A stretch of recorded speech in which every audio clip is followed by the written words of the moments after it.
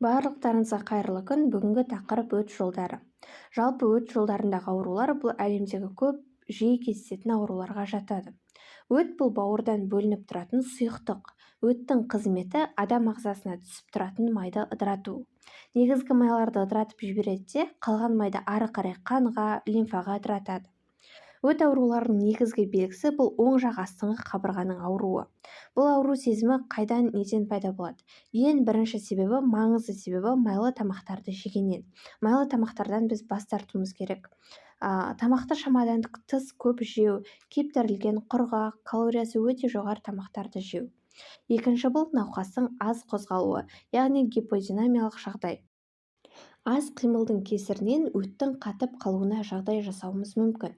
Сол себепті күнделікті жаттығулар, жүгірулер жасап тұруымыз қажет. Я болмаса жаяу жүргеннің өзі өт жолдарына өте пайдалы. Келесі себебі бұл судың аз болуы. Суды аз ішетін болсақ, өттің қоюлануына алып келеді. Келесі өттегі тас.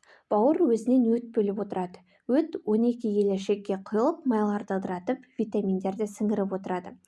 Енді осы өттегі тас қалай пайда болады?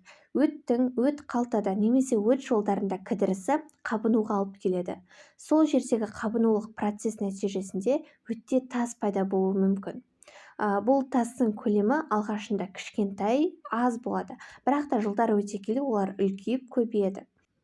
Өтте тас болудың белгілері қандай? Біріншіден, оң жақ қабырғасындағы ауру сезімі. Екіншіден, ауызда ащы дәмнің шығуы. Үшіншіден, метеоризм, яғни іштің ісіп кетуі, ұлғайып кетуі. Төртіншіден, көзің сарғайып кетуі. Егер де көзіңіз сарғайып кетсе, онда өт қанға құйылып жатыр деген сөз.